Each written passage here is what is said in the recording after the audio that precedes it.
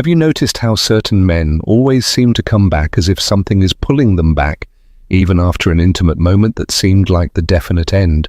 What if I told you there's a silent, almost invisible yet profoundly powerful attitude that makes them return?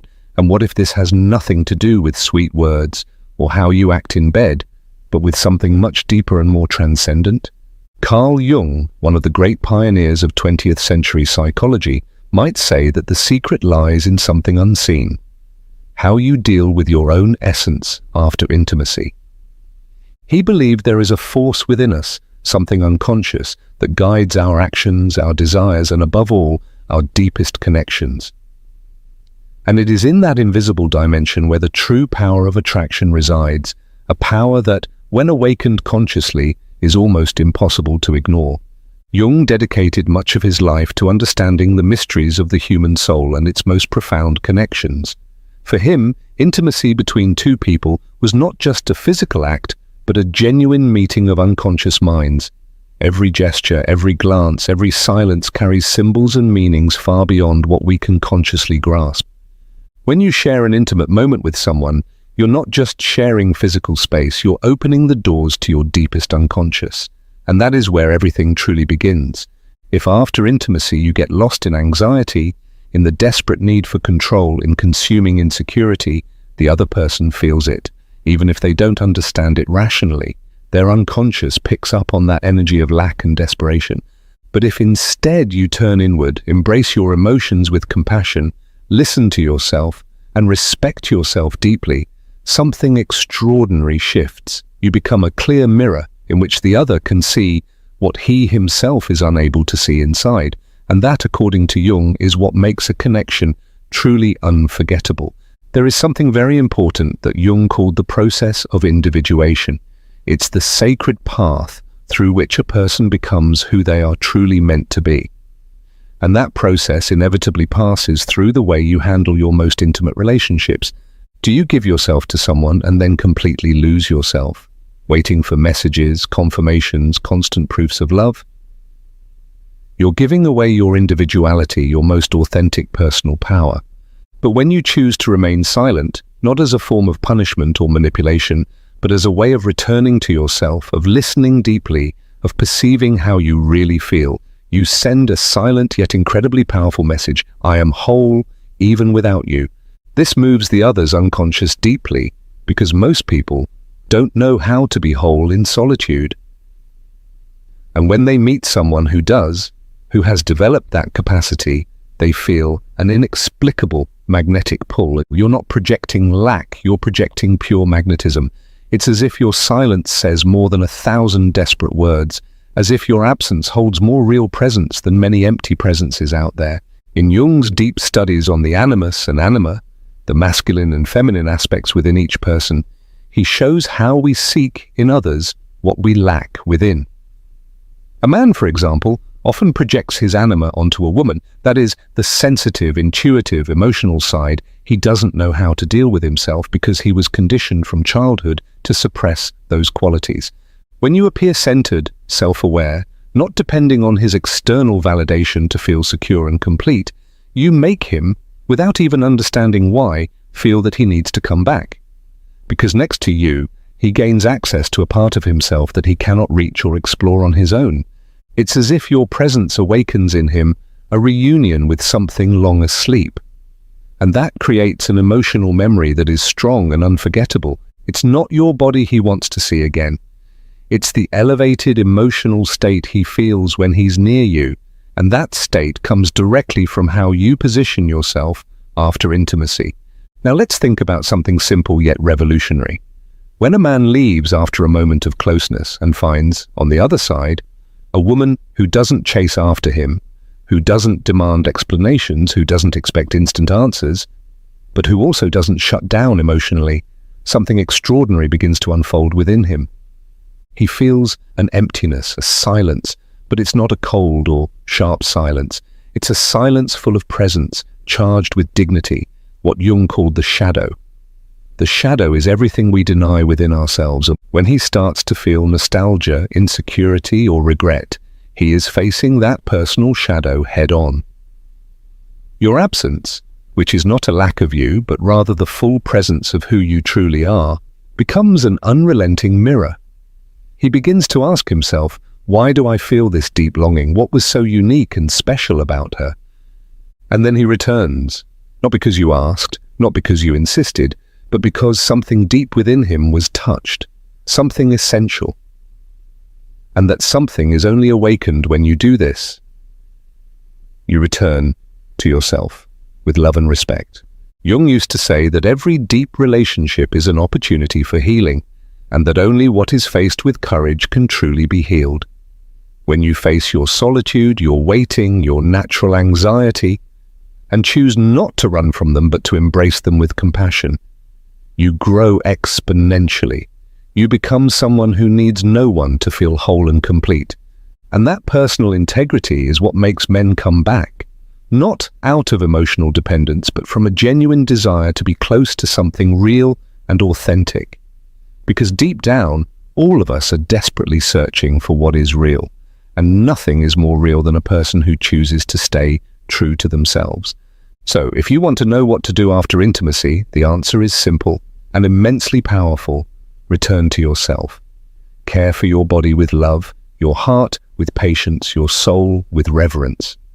Practice conscious silence. Observe without judgment, feel without resistance, because in that sacred inner movement lies your true feminine power. And it is that authentic power that causes him to return. Not because you pulled him back through manipulation, but because he never truly wanted to leave. His soul recognizes the home it found in your centered presence.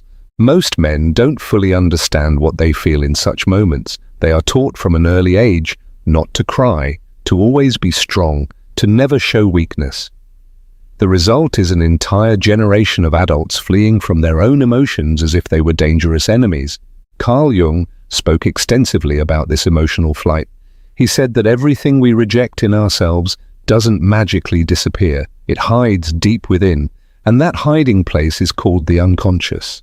The silence of a woman who doesn't beg, who doesn't desperately chase, who doesn't humiliate herself, but who also doesn't shut down her heart, becomes a revealing mirror. A mirror that forces him to face everything he spent his life trying to ignore or suppress. And that's why many come back. Eventually, it's not because of the body, it's because of the soul. Because next to a centered woman, he finally feels something the rest of the world can't offer.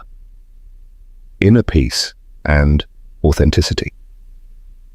Make no mistake, this is not about manipulation. Jung never endorsed tricks to control others. Quite the opposite. He deeply believed that true transformation only happens when one confronts oneself with brutal honesty. So when we talk about doing something that makes a man come back, we're not talking about emotional games or cheap psychological tactics. We're talking about an internal posture, a conscious choice of dignity.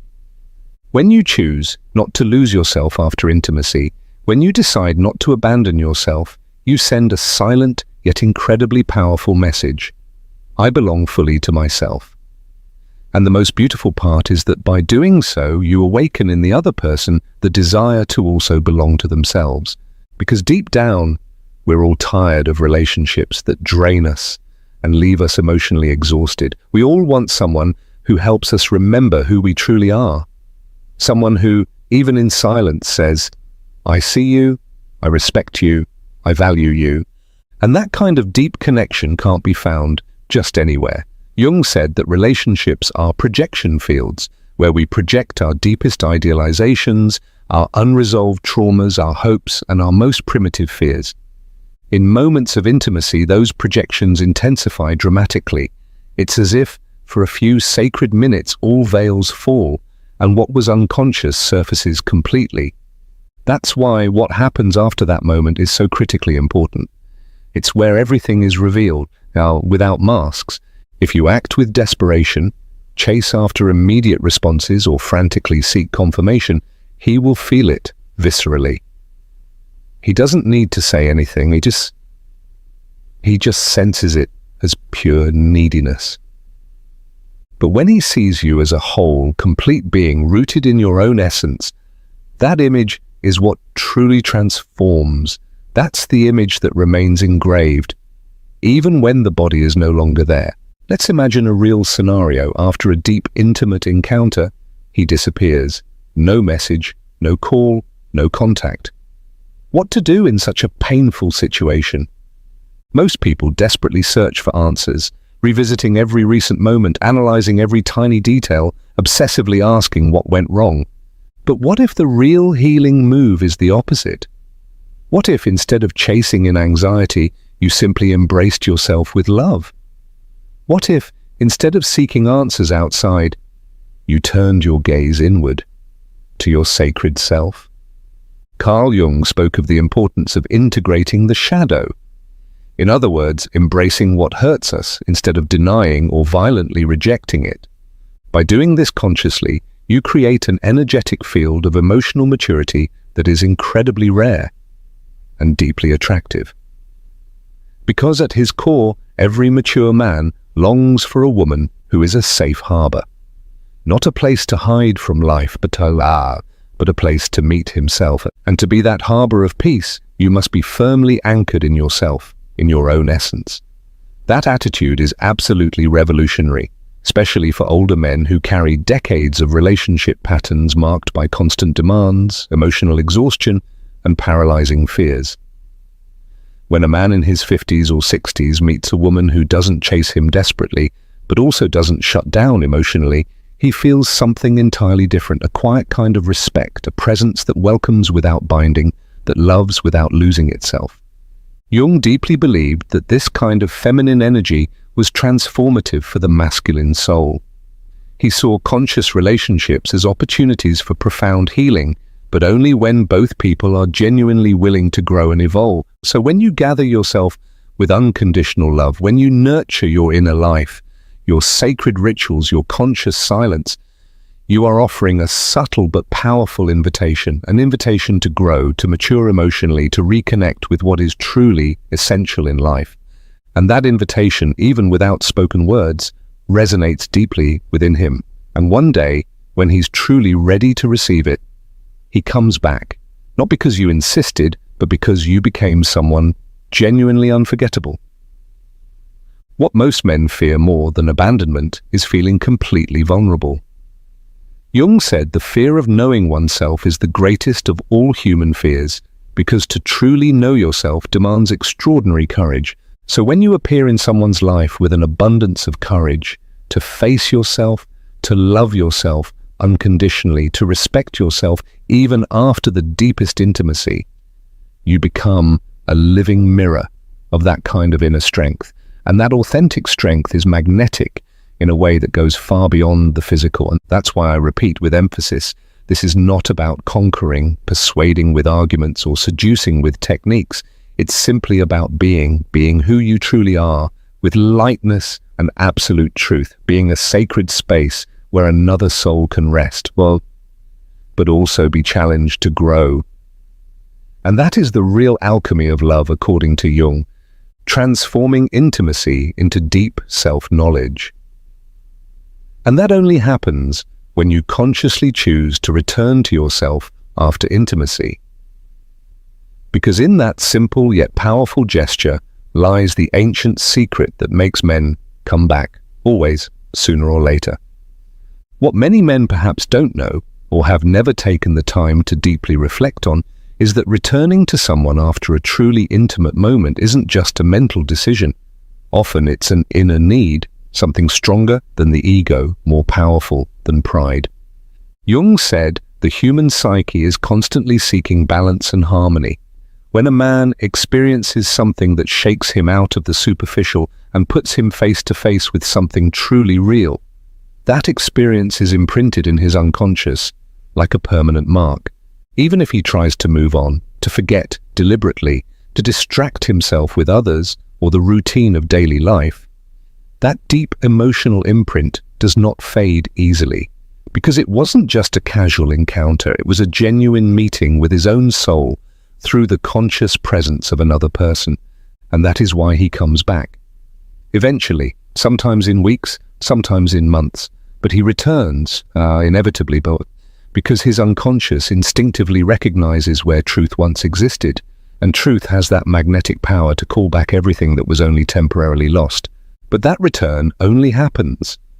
And here lies the most important and delicate point: when you do not interfere with the natural process.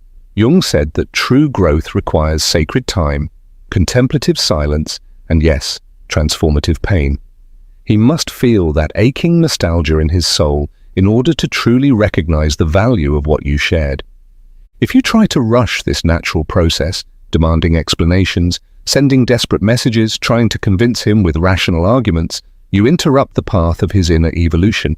You give him answers before he has even asked the right questions within himself, and that significantly weakens the transformative power of what was experienced. On the other hand, when you remain silent with unshakable dignity, when you respect his space without abandoning yourself, you create the perfect ground for a conscious return. And even more importantly, you protect your energy, you heal yourself deeply, you grow spiritually, because you're not waiting for him to return to complete you. You are already whole in your own essence. And that state of completeness is what makes the reunion, if it happens, even more powerful and meaningful. You might be thinking, this is hard to do. And yes, it is. Our modern culture taught us to chase answers, to fix everything with urgency, to avoid existential emptiness at all costs. But Jung wisely shows us that the void is an essential part of the process of personal transformation. It is in the void that the seed of consciousness begins to sprout. It is in deep silence that the soul hears what the constant noise of the world won't allow us to perceive. So after intimacy, don't fall into panic. Use that precious time to truly care for yourself, wholly. Do things that genuinely nourish you from within. Read a book that expands your awareness. Walk slowly through nature. Sip your coffee in contemplative silence while gazing at the infinite sky. Reconnect with soul friends. Reawaken your deepest dreams. Because in the meantime, something invisible but real is also happening within him. And that inner movement, although completely invisible from the outside, is slowly, carefully preparing the way back. Time is not your enemy, as we've been taught. Time is the fertile soil where consciousness grows and ripens. And when he does return, if he returns, he will be different, more present, more aware, and perhaps finally ready to meet you truly, without masks, without defenses. And it's important to remember with humility that not all men come back. And that's perfectly okay too, because the most important part of this entire process isn't whether he returns. It's who you become as you navigate the waiting with grace. Jung teaches that every relationship is a revealing mirror. And if that mirror breaks due to circumstances, the wisest thing you can do is to look at the shards with curiosity and learn from the reflection that still remains. What did this relationship show you about yourself? What parts of your being were illuminated? What old wounds were touched and brought to the surface? What personal shadows came into the light, ready to be integrated? All of this is precious material. Seeds of deep self-knowledge that no external circumstance can ever take away from you. So even if he doesn't return physically, you have gained something immensely valuable, yourself. You saw yourself clearly, accepted yourself with compassion, and moved forward with greater inner strength and wisdom.